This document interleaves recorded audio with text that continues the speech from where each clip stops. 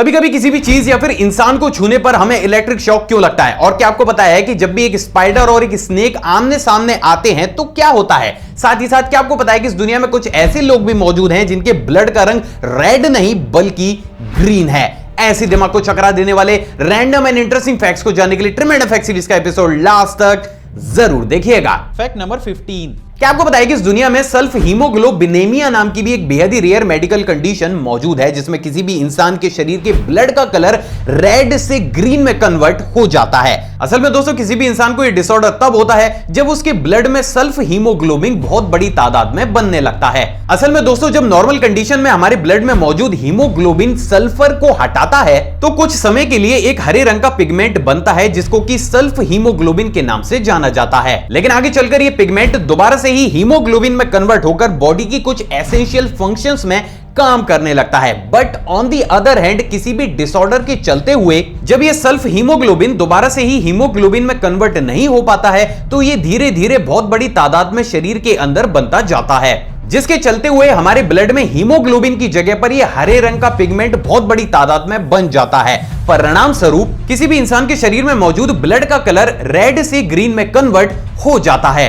और आप ये जानकर हैरान हो जाएंगे दोस्तों कि इस मेडिकल कंडीशन को काफी ज्यादा रेयर भी माना जाता है। Fact number 14। क्या आपको पता है कि इस दुनिया में एक ऐसी डिवाइस भी मौजूद है जिसमें अगर आप नॉर्मल वाटर को डालते हैं तो वो कुछ आर्टिफिशियल सेंसेस को क्रिएट करके हमारे ब्रेन को बेवकूफ बनाकर उसको ये आभास करा देती है कि गिलास में मौजूद पानी पानी नहीं बल्कि कोई सॉफ्ट ड्रिंक या फिर वाइन है। लेकिन क्या हमारे ब्रेन को बेवकूफ बनाना इतना ज्यादा आसान है? और आखिर ये डिवाइस इतनी आसानी से इस काम को कैसे कर लेती है? नहीं पता तो डोंट वरी, आज इसके पीछे की साइंस भी जान ही लेते हैं। दरअसल दोस्तों हमारा ब्रेन तीन चीजों के आधार पर किसी भी फूड या फिर ड्रिंक को पहचानता है। पहला उस ड्रिंक का कलर, दूसरा उस ड्रिंक की स्मेल और तीसरा उस ड्रिंक का टेस्ट। और ये डिवाइस इन तीनों ही सेंसेस के साथ खेलती है। असल में दोस्तों इस डिवाइस के अंदर बेहद ही सिलेक्टेड जगहों और एंगल्स पर एलईडी लाइट्स को कुछ इस तरीके से इंस्टॉल किया गया है कि ये लाइट्स ड्रिंक के कलर को आपकी चॉइस या फिर ड्रिंक के ओरिजिनल कलर के आधार पर कुछ इस तरीके से चेंज कर सकती है। तो वहीं दोस्तों बात अगर स्मेल की जाए तो इस डिवाइस के ऊपरी हिस्से पर आपको एक ट्यूब नजर आती है जिसके थ्रू ये डिवाइस उस ड्रिंक के सेंट को कुछ इस तरीके से हवा में स्प्रेड करती है कि जैसे आप इसको अपने फेस के पास लाते हैं आपको ये आभास होता है कि मानो इस डिवाइस के अंदर वाटर नहीं बल्कि वही ड्रिंक मौजूद हो।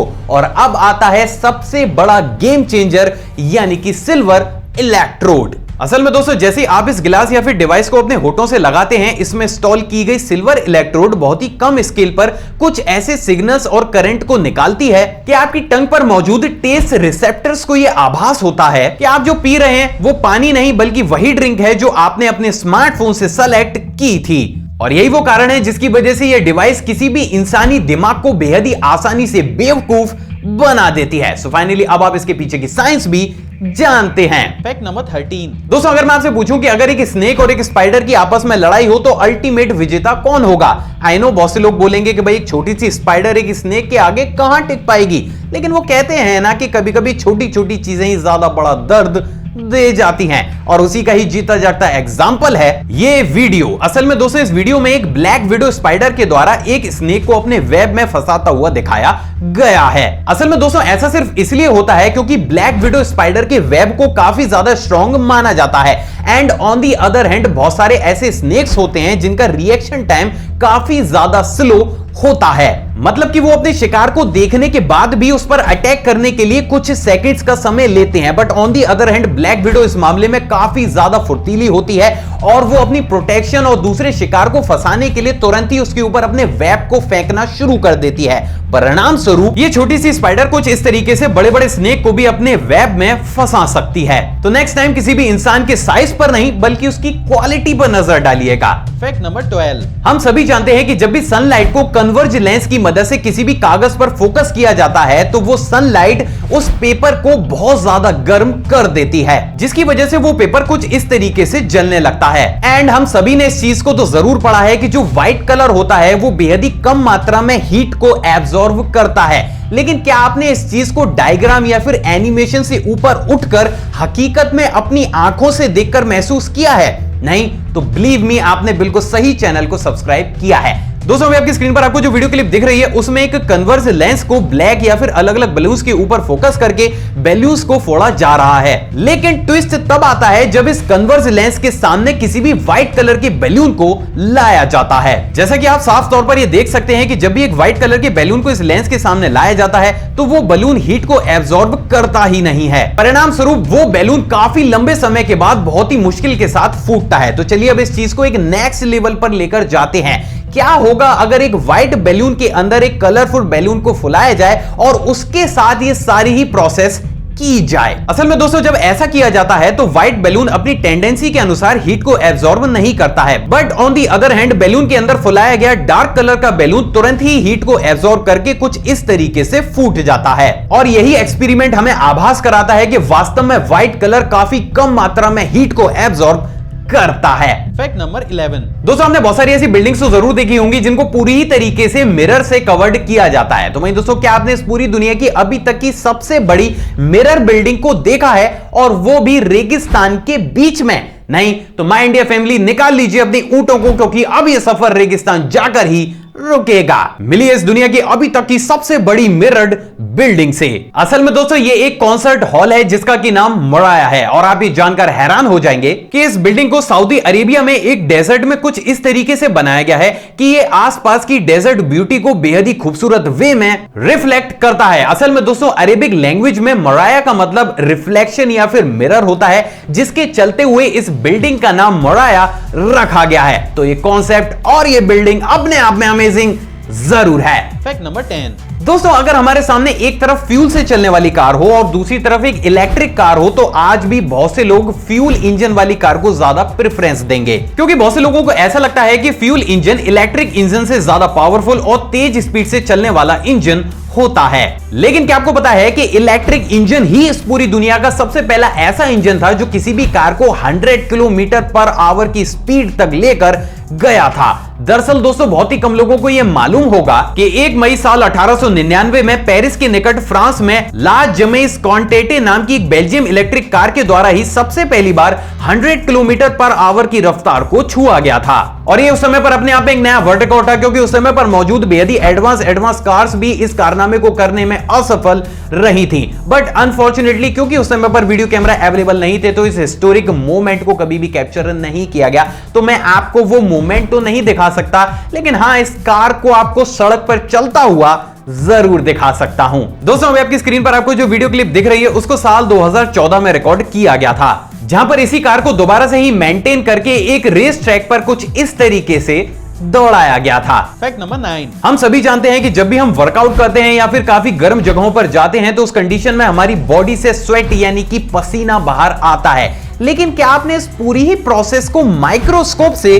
देखा है? दोस्तों अभी आपकी स्क्रीन पर आपको जो वीडियो क्लिप दिख रही है उसमें साफ तौर से आप ये देख सकते हैं कि जब भी हम ज्यादा वर्कआउट करते हैं या फिर गर्म माहौल में रहते हैं तो हमारी स्किन से कितनी अमेजिंग वे में पसीना बाहर आता है। हालांकि इस चीज को हम डेली एक्सपीरियंस तो जरूर करते हैं, लेकिन बहुत ही कम ऐसे लोग होंगे जिन्होंने इस चीज को इतने डिटेल्ड वे में देखा होगा।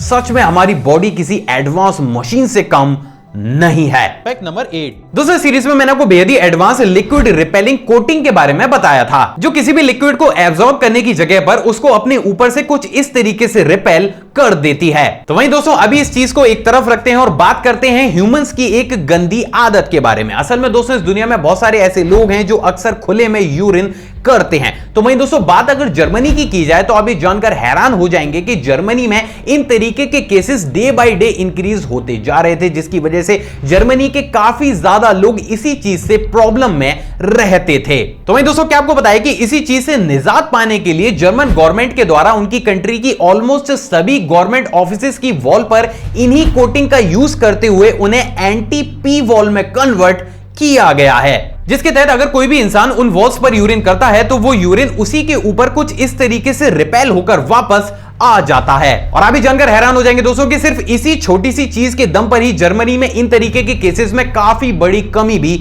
आई है। एंड ऑनेस्टली मैं तो यही चाहता हूं कि इस चीज को जल्द से जल्द इंडिया में भी एडॉप्ट करना चाहिए, ताकि यहां पर भी लोगों की ये गंदी आदत छूट जाए। आपको क्या लगता है? आप अपनी राय कमेंट सेक्शन में जरूर दीजिएगा। Fact number 7। दोस्तों, हमने इस दुनिया में बेहद ही खूबसूरत खूबसूरत फिशेस को तो जरूर देखा होगा, लेकिन क्या आपने कभी भी किसी ट्रांसपेरेंट फिश को देखा है? दोस्तों, अभी आपकी स्क्रीन पर आपको जो वीडियो क्लिप दिख रही है उसमें एक ट्रांसपेरेंट फिश को दिखाया जा रहा है जिसका की नाम जुवेनाइल सर्जियन फिश है, जिसको कि इस पूरी दुनिया की सबसे ज्यादा ट्रांसपेरेंट फिशेस में से भी एक फिश माना जाता है। अब अमेजिंग बात यह है दोस्तों कि ये फिश भी एक साधारण फिश की तरह ही नॉन ट्रांसपेरेंट है, लेकिन ये फिर भी ट्रांसपेरेंट है। आई नो बहुत से लोगों का दिमाग जरूर चकरा गया होगा, बट डोंट वरी, तुम्हारा भाई है ना। असल में दोस्तों, जब भी कोई लाइट किसी भी फिश की स्किन से टकराती है तो फिश की स्किन कुछ स्पेसिफिक लाइट्स को रिफ्लेक्ट करती है, जिसकी वजह से हमें उस फिश का कलर दिखाई देने लगता है। But on the other hand इस फिश की स्किन कुछ इस तरीके से अलाइंड वे में ग्रो करती है कि जैसे ही पोलराइज्ड लाइट इस फिश की स्किन पर पड़ती है तो ये उस लाइट को रिफ्लेक्ट करने की जगह पर उसको बेंड करना शुरू कर देती है। यानी कि लाइट इस फिश की एक साइड से दूसरी साइड बेंड होना शुरू हो जाती है, जिसकी वजह से ये फिश ट्रांसपेरेंट ना होने के बावजूद भी हमें ट्रांसपेरेंट दिखने लगती है। अगर अभी भी आपको कुछ कंफ्यूजन है तो डोंट वरी, मैं आपको इसको एक एग्जांपल के थ्रू समझाने की कोशिश करता हूं। अभी कुछ देर के लिए मान लीजिए कि हैरी पॉटर मूवी में दिखाया गया वो क्लोक वास्तव में बन चुका है। अब दोस्तों, जैसे ही वो क्लोक किसी भी इंसान के द्वारा ओढ़ा जाता है तो वो इंसान कुछ इस तरीके से ट्रांसपेरेंट हो जाता है, but on the other hand वो इंसान ट्रांसपेरेंट नहीं होता, वो सिर्फ हमें ट्रांसपेरेंट दिखाई देता है। और ये सारी ही चीजें सेम टू सेम इस फिश के साथ भी होती हैं, जिसकी वजह से इस फिश का जो भी पार्ट लाइट को बेंड करता है वो पूरी तरीके से ट्रांसपेरेंट हो जाता है। सो फाइनली अब आप इस फिश की असली हकीकत भी जानते हैं। Fact number 6। दोस्तों, आपने कभी ना कभी वाटर बैलून को एल्पिन से पंचर तो जरूर किया होगा, क्योंकि ये चीज काफी ज्यादा सेटिस्फाइंग भी होती है। लेकिन क्या आपको पता है कि जब भी हम किसी भी वाटर बैलून को एल्पिन से पंचर करते हैं तो उसमें भरा हुआ पानी एकदम से नीचे नहीं आता है, बल्कि वो कुछ माइक्रो सेकंड्स तक बैलून की शेप में ही हवा में रुका रहता है। लेकिन दोस्तों, इस चीज को हम कभी भी अपनी नेकेड आई से नहीं देख पाते हैं। तो समझ तो आप गए ही होंगे। चलिए देखते हैं उस अमेजिंग वीडियो क्लिप को। दोस्तों, आपकी स्क्रीन पर आपको जो वीडियो क्लिप दिख रही है उसमें एक वाटर बलून को ऑलपिन से पंचर करके 6000 फ्रेम्स पर सेकंड स्लो मोशन में दिखाया जा रहा है, जहां पर आप साफ तौर से ये देख सकते हैं कि बैलून पंचर होने के बाद भी उसमें फिल किया गया पानी कुछ माइक्रो सेकंड्स तक बेहद ही खूबसूरत वे में बैलून की शेप में ही हवा में रुका रहता है। तो ये वीडियो क्लिप अपने आप में अमेजिंग जरूर है। Fact number 5। क्या आपको पता है कि इस दुनिया में बहुत सारे ऐसे लोग भी मौजूद हैं जिनको अक्सर ये लगता है कि उनके पॉकेट में पड़ा हुआ स्मार्टफोन किसी भी टेक्स्ट मैसेज आने पर या फिर बेहद ही कम समय के लिए वाइब्रेट कर रहा है, लेकिन ऑन दी अदर हैंड उनका स्मार्टफोन वाइब्रेट नहीं करता है। लेकिन आखिर ऐसा क्यों होता है? असल में दोस्तों, इसको फैंटम वाइब्रेशन सिंड्रोम कहा जाता है, जहां पर सस्पेक्ट को अक्सर ये लगता है कि उसकी पॉकेट में रखा स्मार्टफोन बेहद ही छोटे टाइम पीरियड के लिए वाइब्रेट करके बंद हो गया है। असल में दोस्तों, बहुत बड़े बड़े डॉक्टर्स का ऐसा मानना है कि काफी लंबे समय तक फोन को अपनी पॉकेट में रखने से हमारा ब्रेन फोन के द्वारा पैदा किए गए वाइब्रेशन का इतना ज्यादा हैबिचुअल हो जाता है कि वो इस चीज को खुद से ही मानने लगता है। अमेजिंग बात यह दोस्तों कि हमारा ब्रेन खुद से ही खुद को यह आभास क्यों कराता है, इसका सटीक आंसर आज तक भी मेडिकल साइंस के पास नहीं है, और यही चीज हमें दिखाती है कि वास्तव में हमारा ब्रेन कितना ज्यादा कॉम्प्लिकेटेड है। डराने वाली बात यह दोस्तों कि हर साल इन तरीके की केसेस की मात्राएं दिन प्रतिदिन बढ़ती हुई चली जा रही हैं। क्या आपने कभी इस चीज को महसूस किया है? कमेंट करके जरूर बताइएगा। Fact number 4। हम सभी ये जानते हैं कि जब भी हम खुलकर और काफी लंबे समय तक हंसते हैं तो हमारी आंखों से आंसू बाहर आ जाते हैं। लेकिन क्या आपने कभी सोचा है कि आखिर हंसने से हमारी आंखों से आंसू बाहर क्यों आते हैं? असल में दोस्तों, इस चीज को समझने से पहले हमें यह समझना होगा कि जब भी हम बेहद ही इमोशनल होकर रोते हैं तो उस समय पर हमारी बॉडी के साथ क्या होता है। असल में दोस्तों, जब भी हम काफी ज्यादा इमोशनल हो जाते हैं तो उस कंडीशन में हमारी फेस की मसल्स पर टेंशन यानी कि तनाव बढ़ने लगता है, और जब ये तनाव हद से ज्यादा बढ़ने लगता है तो हमारे ब्रेन का एमिगडाला ट्रिगर हो जाता है, जो हमारे फेस मसल को रिलैक्स करने की हर संभव कोशिश करता है। लेकिन क्योंकि हम उस समय पर काफी ज्यादा इमोशनल होते हैं तो हमारा ब्रेन ये करने में असफल हो जाता है। परिणाम स्वरूप हमारे ब्रेन का हमारी टीयर ग्लैंड्स, जिनको कि लैक्रिमल ग्लैंड्स भी कहा जाता है, उनसे कनेक्शन टूट जाता है और हमारी आंखों से आंसू बाहर आने लगते हैं। एंड आप भी जानकर हैरान हो जाएंगे दोस्तों कि यही सेम प्रोसेस तब भी होता है जब भी हम काफी खुलकर और काफी देर तक हंसते हैं। क्योंकि दोस्तों बहुत ही कम लोगों को ये मालूम होगा, लेकिन जब भी हम हंसते हैं या फिर रोते हैं तो उन दोनों ही कंडीशन में हमारे ब्रेन का सेम पार्ट ही एक्टिव होता है और दोनों ही कंडीशन पर हमारा ब्रेन हमारी लैक्रिमल ग्लैंड पर अपना कंट्रोल खो देता है। परिणाम स्वरूप हंसते समय भी हमारी आंखों से आंसू आने लगते हैं। सो फाइनली अब आप इसके पीछे की साइंस भी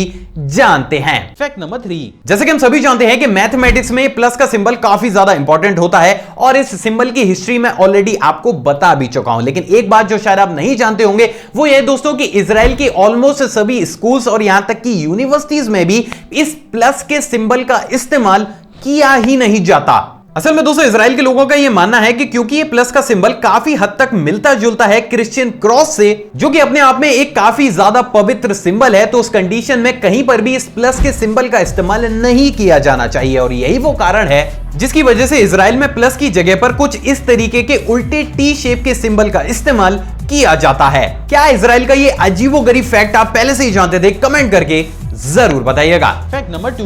दोस्तों ये वाला फैक्ट करंट अफेयर की टच पर है। क्या आपको पता है कि आयरलैंड की जानी मानी कंपनी वेस्प टेक्नोलॉजीज के द्वारा इस पूरी दुनिया के सबसे पहले एयर कंडीशनड और एयर फिल्टर हेलमेट्स को बनाकर तैयार किया गया है। असल में दोस्तों इन अमेजिंग हेलमेट्स को आयरलैंड के अंदर स्पेशली डॉक्टर्स और गवर्नमेंट एम्प्लॉइज के लिए बनाकर तैयार किया गया है, जहां पर आयरलैंड गवर्नमेंट का यह मानना है दोस्तों कि वो इन तरीके के हेलमेट्स का इस्तेमाल करते हुए बहुत बड़े स्केल पर विश्व में फैल रही महामारी से अपने सिटीजन्स का बचाव कर सकते हैं। तो आप ये कह सकते हैं कि अगर ये हेलमेट्स सक्सेसफुल रहते हैं तो इन फ्यूचर इन तरीके के हेलमेट्स हमें हमारी कंट्री में भी देखने को जरूर मिलेंगे। Fact number 1। कभी कभी किसी भी इंसान या फिर चीज को छूने पर हमें एक इलेक्ट्रिक शॉक क्यों लगता है? एंड आई होप आपने इस चीज को कभी ना कभी अपनी लाइफ में एक्सपीरियंस तो जरूर किया होगा, but on the other hand क्या आपने कभी सोचा है कि आखिर ऐसा हमारे साथ क्यों होता है? नहीं तो चलिए आज इसके पीछे की साइंस भी जान ही लेते हैं। असल में दोस्तों इस करंट को स्टैटिक करंट के नाम से जाना जाता है। अब जैसा कि हम सभी जानते हैं हम इंसान भी एटम्स से मिलकर बने हुए होते हैं। अब दोस्तों बात अगर एटम्स की जाए तो एटम बेसिकली 3 चीजों से मिलकर बनता है। पहला इलेक्ट्रॉन जिस पर की नेगेटिव चार्ज रहता है, दूसरा प्रोटॉन जिस पर पॉजिटिव चार्ज रहता है, एंड थर्ड वन न्यूट्रॉन जो कि न्यूट्रलाइज रहता है। अब दोस्तों नॉर्मल कंडीशन में हमारी बॉडी में मौजूद सभी एटम्स ऑलमोस्ट बैलेंस्ड रहते हैं, मतलब कि एक एटम में जितने नेगेटिव चार्ज होते हैं ठीक उतने ही पॉजिटिव चार्ज भी मौजूद होते हैं। लेकिन दोस्तों कभी कभी सनलाइट या किसी अलग चीज की वजह से कुछ ऐसी सिचुएशन क्रिएट हो जाती है जिसकी वजह से हमारी बॉडी के कुछ एटम्स में नेगेटिव चार्ज पॉजिटिव चार्ज की तुलना में ज्यादा बढ़ जाता है, जिसकी वजह से हमारी बॉडी में मौजूद कुछ एटम्स अनबैलेंस हो जाते हैं। अब दोस्तों इस सिचुएशन में हम जैसी किसी भी चीज या फिर इंसान को छूते हैं तो उस समय पर हमारी बॉडी में मौजूद एक्सिस नेगेटिव चार्ज यानी कि इलेक्ट्रॉन दूसरे इंसान की बॉडी या फिर चीज में मौजूद पॉजिटिव चार्ज यानी कि प्रोटॉन्स की तरफ तेज स्पीड के साथ ट्रेवल करना शुरू कर देते हैं। एंड इन द लास्ट जब हमारी बॉडी के इलेक्ट्रॉन से सामने वाले इंसान के प्रोटॉन से जाकर मिलते हैं